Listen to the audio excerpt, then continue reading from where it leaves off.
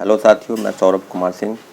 और लगातार हम जिस विषय की चर्चा कर रहे हैं, जो विषय प्रमुखता से आप लोगों के मन में है, छात्रों अभ्यर्थियों के जो चीज़ें हैं जो उनके साथ गलत हुआ है, वो विषय है बीएसएससी द्वारा जो परीक्षाएं ली गई सचिवालय सहायक की स्नातक स्तरीय परीक्षा। और कोड के अपडेट के संदर्भ में आपको हम बताए थे कि जो हियरिंग हुई है, यानी जो हियरिंग हुई है उसकी जो पूरी पटकथा है वो लिख दी गई है और आने वाले समय में इसकी पूरी संभावना है कि कोर्ट में जो हियरिंग होगी उसकी क्या क्या संभावना है, इस वीडियो के माध्यम से आपको अपडेट दे रहे हैं। जो हियरिंग हुआ 25 को, उसके बाद ये निश्चित रूप से ये तय हो गया कि अगली जो सुनवाई होगी वो 5 सितंबर को होगी।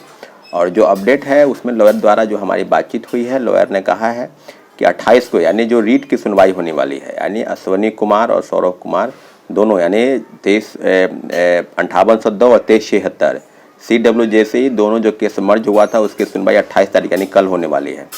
तो कल जो केस सुनवाई होगी उसमें यही रिक्वेस्ट किया गया है, जो प्रिया कुमारी का जो PIL की सुनवाई हुई उसमें लॉयर की तरफ से ये रिक्वेस्ट किया गया था कि PIL और रीट के दोनों मामले की सुनवाई एक ही साथ हो जाए साथियों। तो जब दोनों मामले की सुनवाई एक साथ होगी तो निश्चित रूप से सुनवाई की जो गुंजाइश है, यानी जो केस के संदर्भ में जो भी डेट अपडेट होगा वो केस के दौरान ही माननीय उच्च न्यायालय के फैसले का हम लोग इंतजार करेंगे। और रही बात कि आने वाले समय में कि क्या क्या होगा, तो पूरी अपडेट आपको इस बात के लिए है कि क्या PIL के मामले में क्या है। तो PIL के मामले में तो हम लोग स्पष्ट कर चुके हैं कि PIL शायद इसलिए किया गया होगा क्योंकि रीट के मामले में लगातार ये क्योंकि PIL की सुनवाई चीफ जस्टिस साहब के बेंच में हो रही थी और रीट की सुनवाई मनोरंजन प्रसाद साहब की बेंच में हो रही थी, और जो हमारे रीट की सुनवाई करने वाले थे उनका ट्रांसफ़र कर दिया गया है। तो हो सके इस चीज़ को लेकर पूरे उपापों की स्थिति बनी रहे कोर्ट में, तो आने वाले समय में इसकी पूरी संभावना है कि 2-3 हियरिंग हो। अरे 5 सितंबर को हियरिंग हो, अगर उसकी पहले, तो हम लोग की पूरी कोशिश है, हमारे लॉयर द्वारा पूरी कोशिश है कि जो डिविजनल बेंच में मामला गया है, यानी चीफ जस्टिस साहब के बेंच में जो मामला गया है उस मामले में PIL और रीट दोनों की सुनवाई एक साथ हो, कहीं कोई भागने की जरूरत नहीं पड़ जाए किसी को कि हमारी तरफ से कि ये कहा जाएगा उसके तरफ ये कहा जाएगा। तो जो पुख्ता प्रमाण और सबूत है हम लोगों के पास, और आयोग द्वारा जो आर्थिक अपराध इकाई की टीम और जो सचिवालय सहायक BSSC बिहार कर्मचारी चयन आयोग पटना, उनकी जो हलफनामा में जो जिक्र जिस बात का जिक्र वही है कि पेपर लीक के संदर्भ में उन्होंने कहा है कि कॉलेज से पेपर आउट हुआ। रूम नंबर 7 में कॉलेज से आए थे लोग साथी, और उन्होंने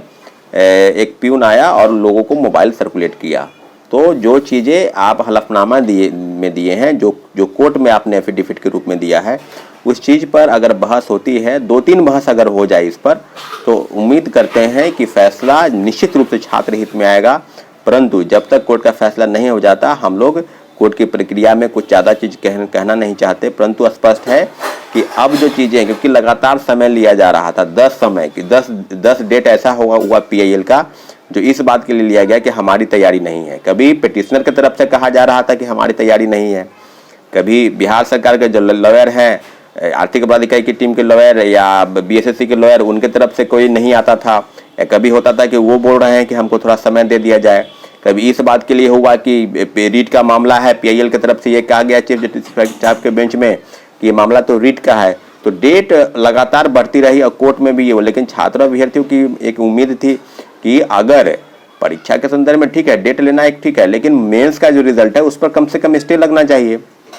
फिर आगे की जो तारीख है उस पर मिलती, उस पर बहस होती। परंतु स्टे भी नहीं लगा और लगातार इस बात की लगातार वो कोशिश की जा रही है कि डेट पर डेट मिलता रहे, ताकि जो मेन मुख्य बिंदु है वह है रिजल्ट को लेकर। और सचिवालय सहायक के मुख्य परीक्षा के रिजल्ट का भी जो है तैयारी चल रही है। और साथियों, मुझे लगता है किसी भी दिन रिजल्ट आ सकता है। तो जब रिजल्ट आ सकता है तो फिर कोर्ट में ये कहने के लिए उनके तरफ से एक रास्ता खुल जाएगा कि मेंस का भी रिजल्ट आ गया। परंतु मुख्य बिंदु यही है कि हमारे लॉयर द्वारा जो कहा जा रहा है, और हम लोग भी यही चाहते हैं कि जो बहस होने की जो चीज़ें हैं उसमें बहस हो जाए, क्योंकि आपने जो हलफनामा 109 पेज का, फिर उसके बाद 5 पेज का जो दिया है दो बार, तो उस सब चीज़ों पर आप एक बार चीज़ों को देख लें और फिर आगे जो होगी उस पर बहस हो जाएगा। तो मुझे लगता है कि 5 सितंबर का दिन बहुत महत्वपूर्ण दिन है साथियों। 5 सितंबर के दिन PIL और रीट दोनों के मामले की सुनवाई होनी। कल जो है एक फॉर्मेलिटी होगा, रिक्वेस्ट तो कर ही दिया गया है और चीफ जस्टिस साहब भी बोल रहे हैं कि ठीक है दोनों मामले की सुनवाई एक ही साथ हो जाए। तो तो उम्मीद करते हैं कि 5 सितंबर 2023 के दिन सभी लोग वहां मौजूद होंगे और पीआईएल और रीट दोनों मामले की सुनवाई, यानी पीआईएल के दोनों मामले की सुनवाई और रीट दोनों मामले एक साथ चलेंगे और उम्मीद करते हैं कि छात्र हित में कोई ना कोई फैसला जरूर होगा। तो आप लोगों से भी रिक्वेस्ट है कि अगर आप चाहते हैं पटना में हैं तो आप पटना हाईकोर्ट आए, वहां पर गेट नंबर 5 के पास आए, फिर जो भी जानकारी होगी अपडेट आपको हम देंगे जरूर, परंतु आपको अगर आते हैं तो बहुत बढ़िया होगा। निश्चित रूप से फिर मिलेंगे अगले अपडेट के लिए, तब तक के लिए आपका धन्यवाद।